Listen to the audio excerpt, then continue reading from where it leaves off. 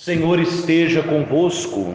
Ele está no meio de nós. Proclamação do Evangelho de Jesus Cristo, segundo Lucas. Glória a vós, Senhor. Naquele tempo, Jesus disse aos seus discípulos: Um homem rico tinha um administrador que foi acusado de esbanjar os seus bens. Ele o chamou e lhe disse: Que é isto que ouço a teu respeito? Presta contas da tua administração, pois já não podes mais administrar meus bens. O administrador então começou a refletir: O Senhor vai me tirar a administração. Que vou fazer? Para cavar não tenho forças, de mendigar tenho vergonha. Já sei o que fazer. Para que alguém me receba em sua casa quando eu for afastado da administração. Então ele chamou cada um dos que estavam devendo ao seu patrão e perguntou ao primeiro: Quanto deves ao meu patrão? Ele respondeu: 100 barris de óleo. O administrador disse: Pega a tua conta, senta-te depressa e escreve 50. Depois ele perguntou a outro: E tu quanto deves? Ele respondeu: 100 medidas de trigo. O administrador disse: Pega a tua conta e escreve 80. E o Senhor elogiou o administrador desonesto, porque ele agiu com esperteza. Com efeito, os filhos deste mundo são mais espertos em seus negócios do que os filhos da luz. Palavra da salvação. Glória a vós, Senhor. Pelas palavras do Santo Evangelho, sejam perdoados os nossos pecados. Amém. Há muitos por aí que se comportam como inimigos da cruz de Cristo.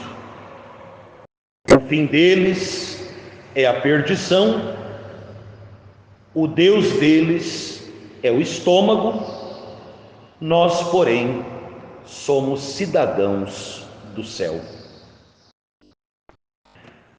Amadas irmãs presentes nesta igreja matriz de Santa Luzia em Avanhandava, também você que através deste canal do YouTube participará desta pequena e singela reflexão da liturgia da palavra de hoje, esta sexta-feira, dia 8 de novembro, quando nós continuamos através da palavra de Deus, através dos textos próprios da missa, meditando, refletindo, rezando a nossa vocação cristã, que não é outra a não ser a vocação à santidade. A vocação à santidade que caminha de mãos dadas e é inseparável da nossa vocação à liberdade. Nós temos falado da liberdade cristã nestes dias, sobretudo por conta da oração da Santa Missa, da coleta, que nos pede essa graça. A graça de correr com liberdade ao encontro das promessas de Deus. E nós acabamos de ouvir tanto a primeira leitura, tirada da carta de São Paulo aos Filipenses, como também do Evangelho segundo São Lucas, a palavra de Deus nos colocando vários pontos para que a gente nesta sexta-feira, diante do mistério da cruz, da paixão, da morte do Filho de Deus, nós possamos também fazer um balanço muito sério da nossa vida. Primeira coisa que a palavra de Deus nos convida a refletir: a nossa prontidão nas coisas de Deus. Nós ouvimos esse evangelho do administrador desonesto e sempre dá aquela impressão de que Jesus bate palma para a trapaça. Ou seja, quem pensa assim não entende nada nem da Escritura e até blasfema contra Jesus, porque onde que o Filho de Deus iria aplaudir a trapaça, iria aplaudir o erro? De maneira nenhuma. O que Jesus aplaude nessa história, nesta parábola, e questiona a mim e a cada um de vocês, é justamente a prontidão com que esse homem teve para agir nas coisas desse mundo. Haja vista, o seu patrão o chama para prestar contas, não com um mês de antecedência, o chama de surpresa.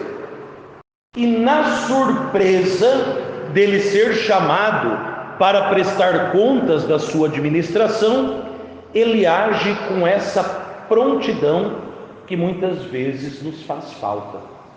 Santa Teresa d'Ávila, Santa Teresa de Jesus, ela diz que nas coisas de Deus é preciso uma decidida decisão. E em um dos seus poemas ela diz: todos os que militam por causa da bandeira da cruz de Cristo, já não dormais, porque Deus faz falta na terra. Ou seja, essa prontidão que tiveram os santos, essa prontidão que teve esse administrador desonesto, ela questiona muitas vezes a nossa pasmaceira nas coisas que são do céu.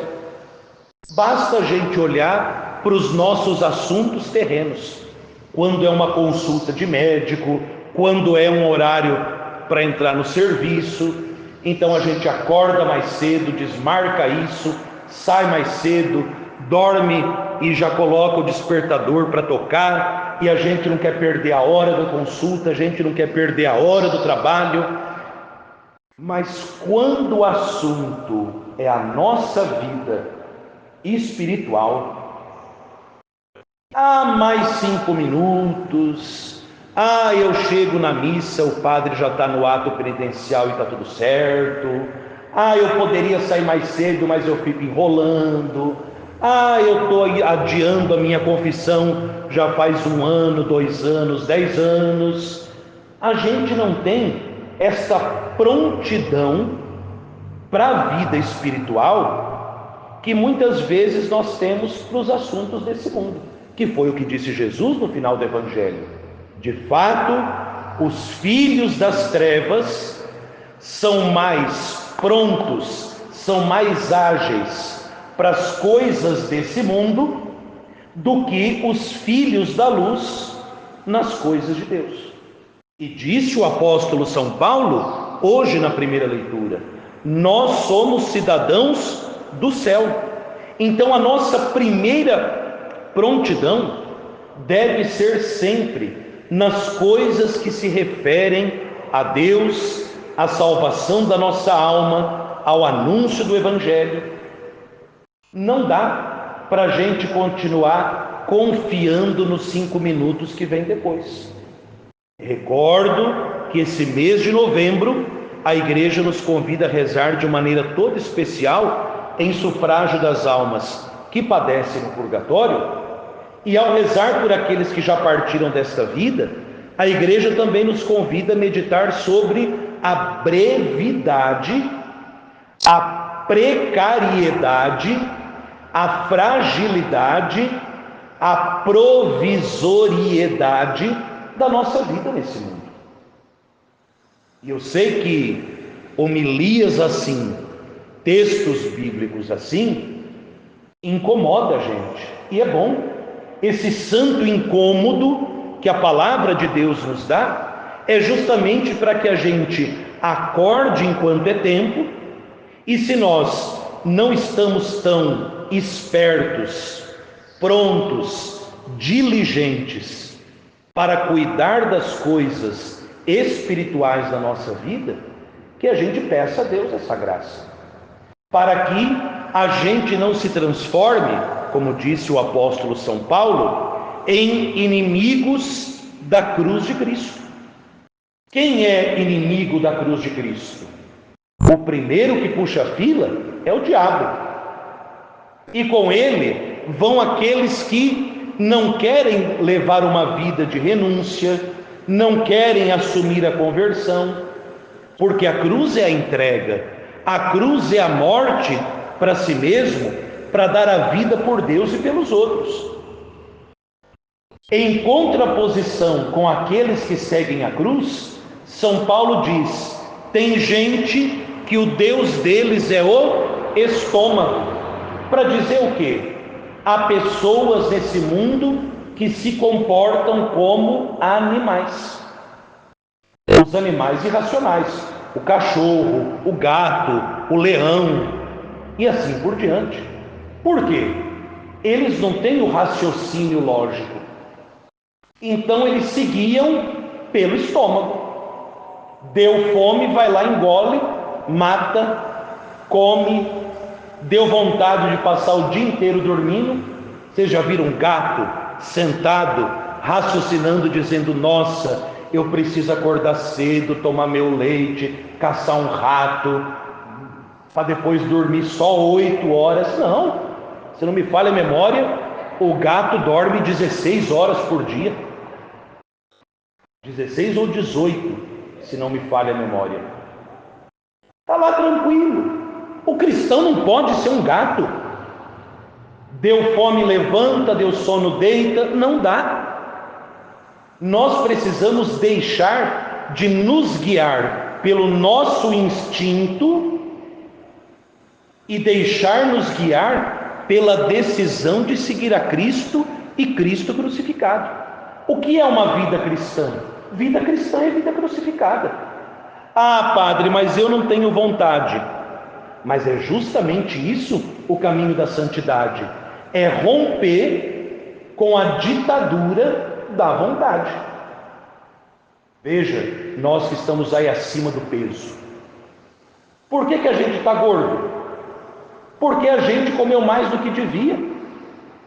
Mas aquela vontade de mastigar, ver aquela panela até que não vê o fundo, não sossega. Pronto. O fruto de uma alimentação levada pelo gosto é uma vida obesa que depois dá problema de saúde. Falo isso por experiência própria. Olha como que eu estou redondo. O mesmo que eu diga na nossa vida espiritual. Ah, hoje eu não rezei o rosário porque eu não tive vontade. Ah, hoje eu não fui à missa porque não me deu vontade. Ah, eu não me confessei esse ano porque não me deu vontade. Ah, eu não fiz jejum porque não deu vontade.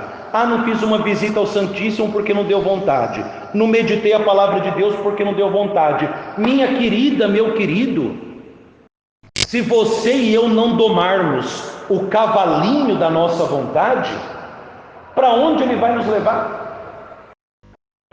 O cavalinho da nossa vontade vai no escorregadouro do inferno, porque a gente vai fazer apenas aquilo que nos agrada, que nos dá na telha, quando na verdade nós que somos cidadãos do céu e não somos inimigos da cruz de Cristo, nós precisamos crucificar a nossa preguiça, crucificar a nossa vontade, crucificar os nossos vícios, para que, crucificados com Cristo, nós possamos viver a liberdade dos filhos de Deus, a liberdade dos filhos de Deus para corrermos ao encontro das promessas de Deus. E correr ao encontro das promessas de Deus exige de nós essa destreza, essa diligência, essa prontidão que nos fala o Evangelho.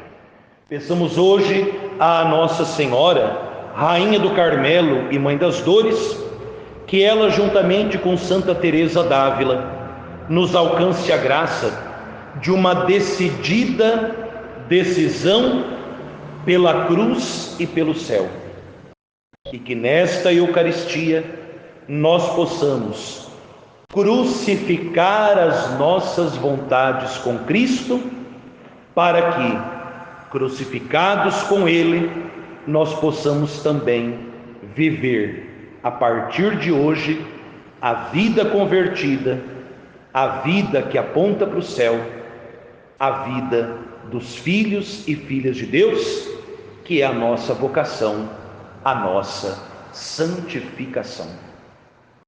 Jesus, manso e humilde de coração,